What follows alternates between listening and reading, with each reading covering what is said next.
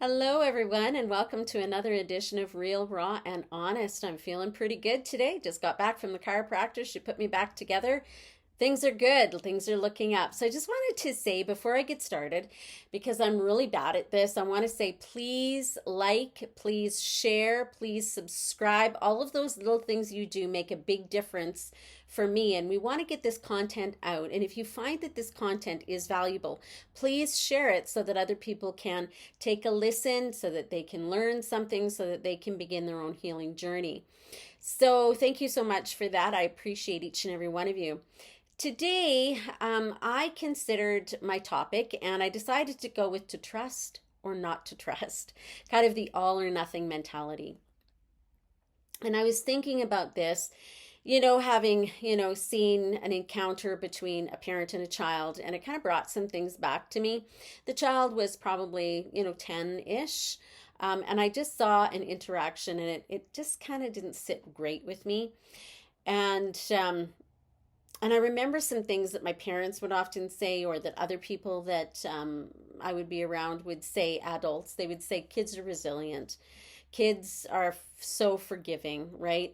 Kids, tomorrow they won't even remember it. They'll forget about it. And I remember looking at this and going, man, I remember being that kid. I remember being in a situation where things that were happening were affecting me emotionally and not having a voice to be able to say anything. And I began to ponder all of that. And so here we are.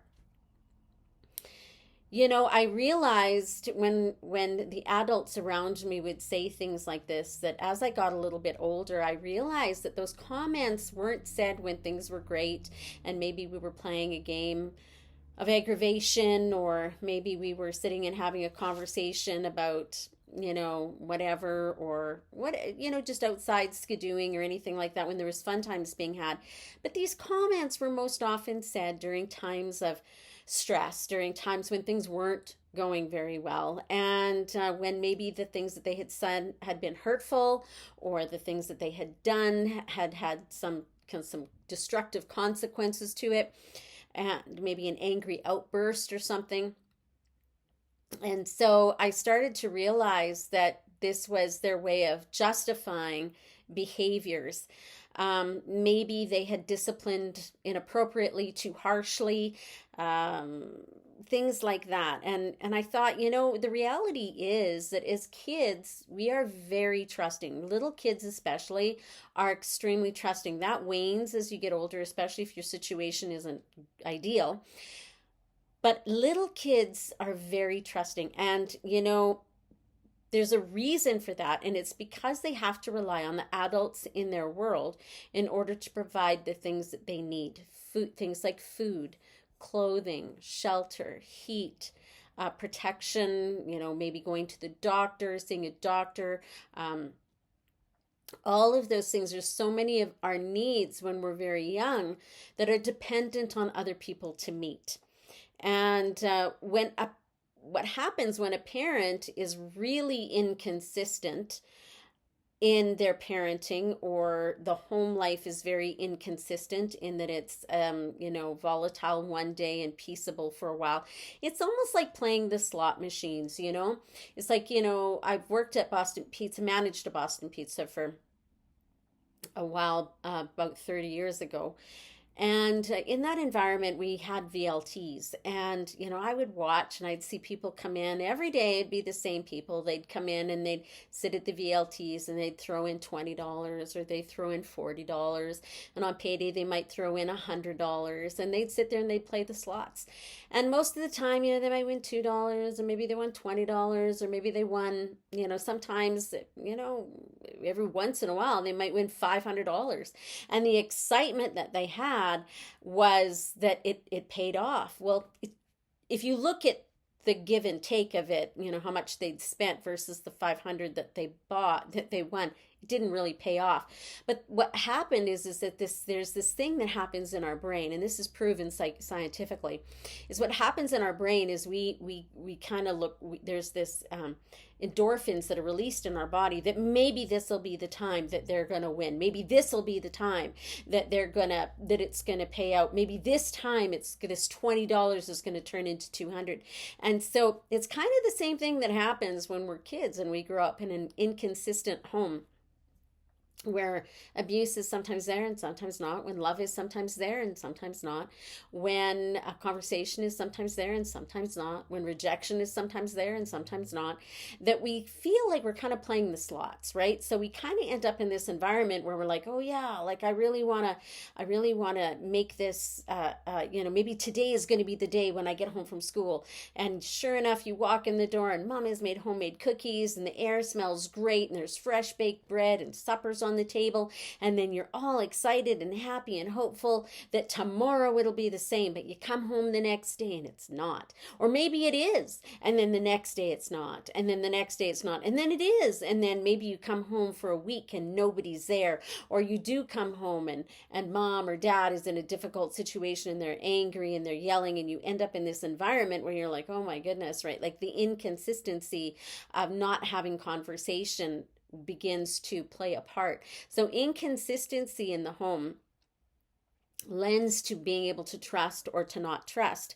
And so I'll say this, what it does is it sets up trust issues, because can I trust mom to actually make me a meal today?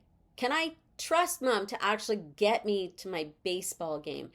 Can I trust my dad to get me to hockey at 6:00 in the morning? Can I trust my dad not to become angry if I come home with a C on my report card? So it just sets up this trust issue. Are you safe, basically? Are you a safe individual, and can I trust you? And so it sets up this environment where where we might struggle with some of these things. So the thing is, as children, we do forgive, and we believe that today, that the consistency, that the thing we long for today that happened is going to be the same thing that happens tomorrow. And we're excited about that. We want that to be the case, right? So because what we want is that we feel loved today, so tomorrow we want to feel loved as well. Maybe today we weren't rejected, so tomorrow we won't be rejected either. Maybe today my parent was sober, so tomorrow maybe they'll be sober. Maybe today they came to my school concert, and so maybe tomorrow they're going to show up for me in this other environment. So there's this movement, all these moving pieces, and when those things aren't consistently met, it puts us in this place of trusting or not trusting. And so, and this goes into lots of different areas: protection and being not protected, defended, being not defended. You know, if you're a kid who grows up in a home like this, very often you have bullies at school that also, kind of add to the whole situation. And if you're protected and defended one day, you might feel like, next time you come, can you come to them and will you be protected and defended again? And so there's this movement like this. It's like, but then they're not there, and then they don't defend, and they won't call the school, and they won't show up, and they won't talk to the kid, and they won't talk to the parent. But then when they do, it's all or nothing, right? So it just sets everything up for this insecurity. So what happens in all of this is that there's broken trust. And so broken trust equals betrayal. That's what it is. And what betrayal is betrayal is trauma. And it doesn't matter whether you're 3 or whether you're 33. If you're 3 and you're in a situation with your parent or with the adult who's taking care of you, and they get angry and they slap you and they hit you, then you're going, betrayal equals trauma, right? Because the person that you trusted proved themselves to be untrustworthy. If you're 33 and your spouse, whom you've been married to for 10 years, decides that they're going to have an affair and you have 3 kids, trust is broken, and that betrayal is traumatic, right? And so just to make that very clear, trauma can happen at any age, right?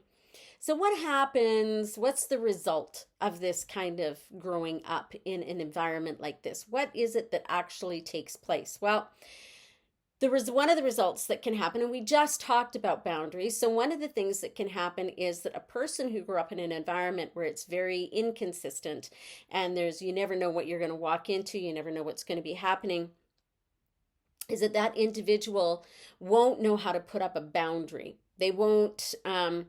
Uh, they won't know that a boundary is beneficial for both people. That you can say, if you're going to do this, then if you're going to continually hurt me, I'm out, right? I'm going to go to my room. I'm going to remove myself from this situation. I'm going to call the police. I'm going to do something. Like, so putting up a boundary is something that you don't feel that you can do because you've never been given that opportunity to do that. And another thing that will happen is that they don't trust immediately, right?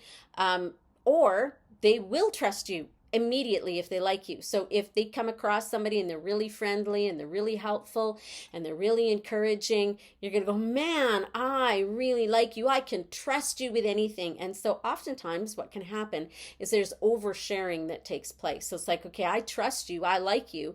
And it's the first or second time you've gone out with them or you've become friends with them and you've gone for dinner or lunch or whatever, and you just spill the beans about your whole life story. And they're looking at you like, what just happened? Why are you telling me all this? I don't even really know you. And you just think that you can trust everything about them because in those situations, in that time when you were a kid, when it was good, you felt like you could, right? And so an open space was a friendly space, a safe space was opened up for you only to be removed.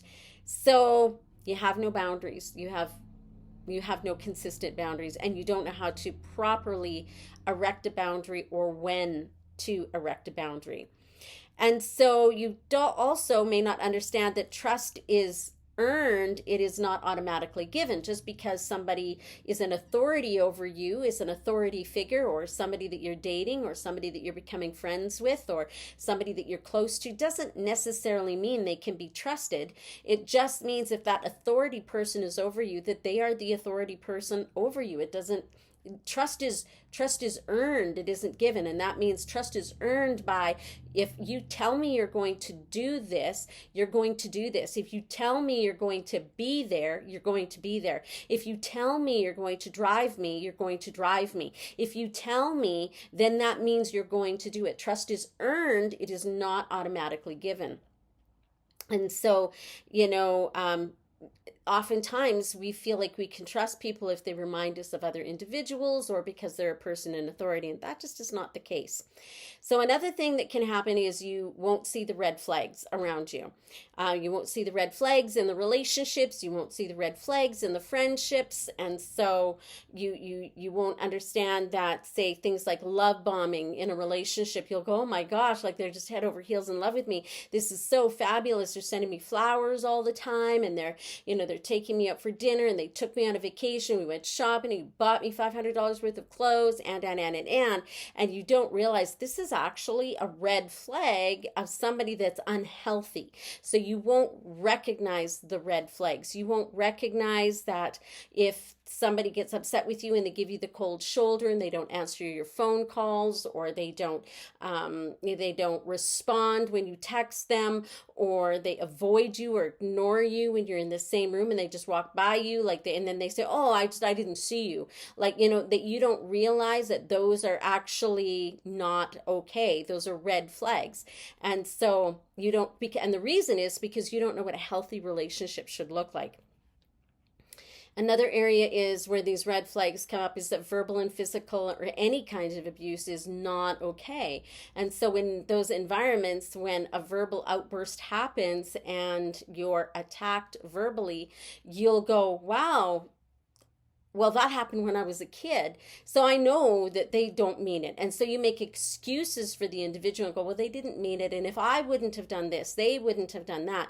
And so you kind of absorb these things and take it on yourself. And so not recognizing the red flags because it feels like home, because it reminds you of what you've always had. And because it's what you've always had, even though it wasn't great and it wasn't necessarily great, this seems okay because that's what I had. So another thing that can happen is that you can never trust anybody ever again. There's just no trust. And so that makes you critical. It makes you self-protective, can make you very judgmental. You're always looking to see what the other person's motives are. You're always looking to see, what they might be up to, what you think that they might be. You're always judging them, looking past what they're doing, looking for some falsity, some reason not to trust them. And so when you do that, you make it very difficult for the other person to be actually trustworthy, because you're not going, how did they measure up to that if you're always looking for something to prove that they're not trustworthy? So,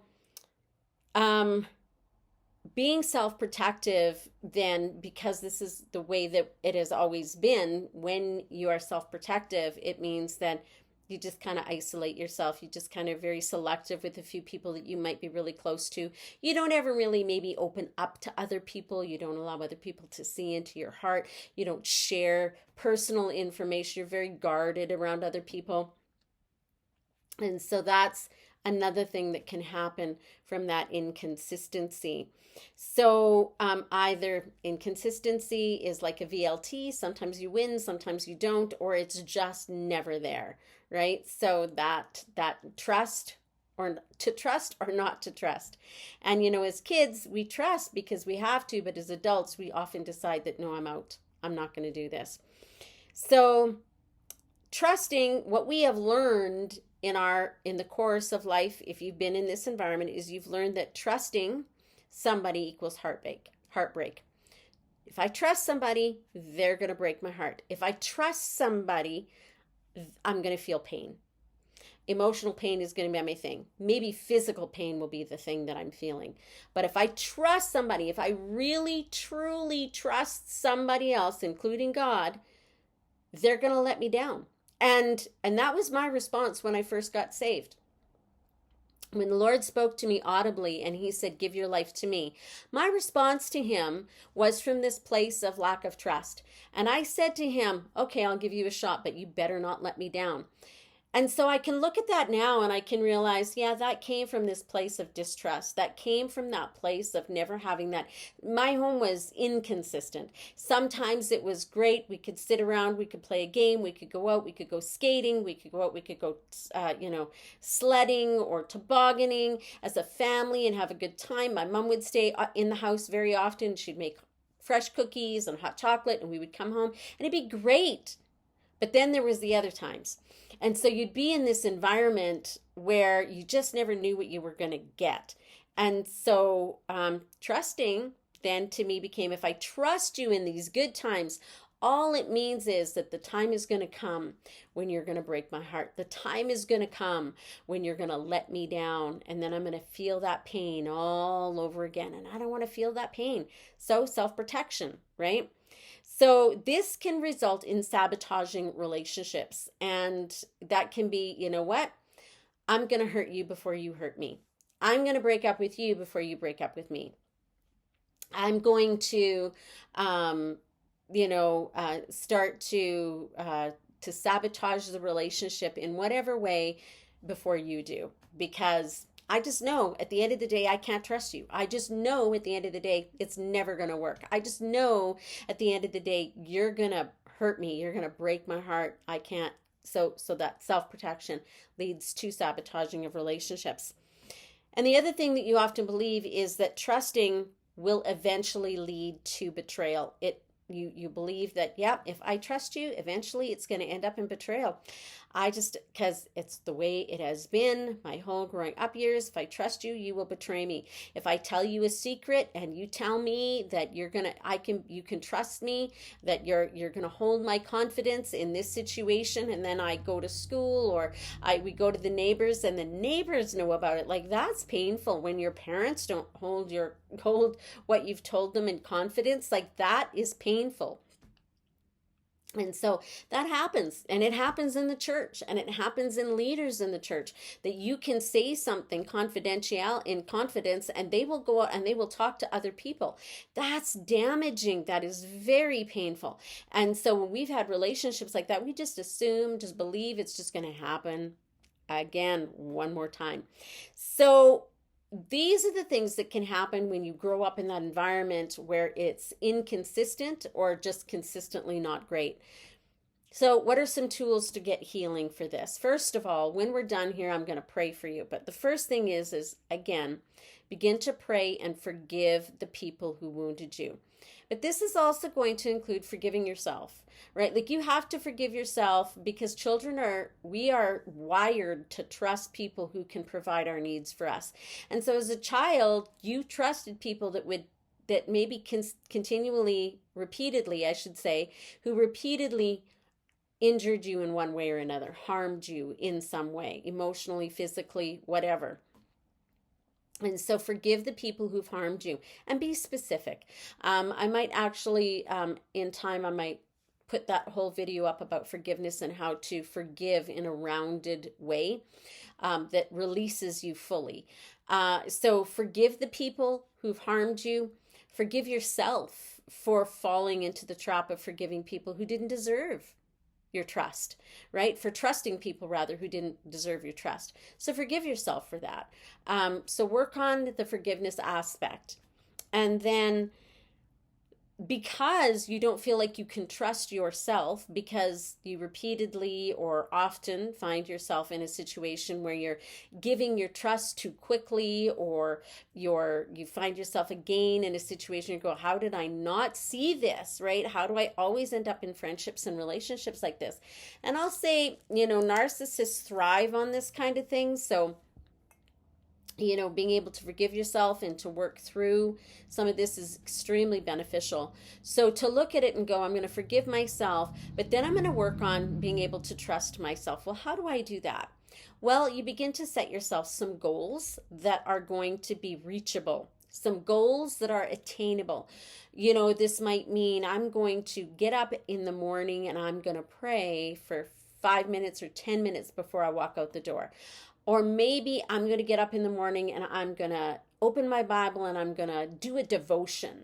And I'm gonna listen to a devotion on YouVersion or some other version, or pick up a hard copy of a devotional, and you're going to do that before you go out. Or meditate on a word, on a passage of scripture.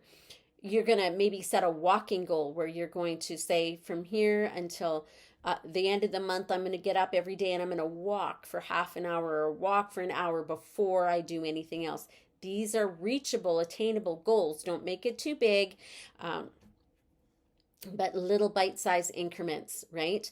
Maybe an eating goal. Today, I'm going to start by not eating any more, whatever your thing is, or drinking pop. I'm not going to eat chocolate bars today. I'm not going to have a pop today. I'm going to cut down my pop from going from 7 pop in a week. I'm going to break that down, and I'm going to have a pop 4 times this week, right? So reaching attainable goals and saying, this is how I'm going to do this, and then begin to trust yourself by following through on that.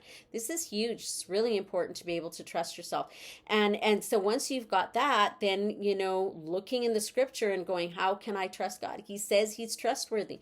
The Bible says he never leaves me nor forsakes you. If it forsakes me, he says in the word that, he is he's closer than a brother. He says that, and he's there for me in times of difficulty. That's what the word says. So being able to begin to put these things into practice so that you can begin to trust yourself and you can begin to trust God. And then from there, to begin to set realistic standards in relationships and to begin to set boundaries. So don't jump into your relationship right away, or your friendship, and say, nope, I'm setting boundaries and that's it, it's done. I'm going to not just set one boundary, I'm going to set 5 and that's it. And you're going to do exactly this thing or I'm out, right? No, you set a realistic boundary within your friendship, within your relationship.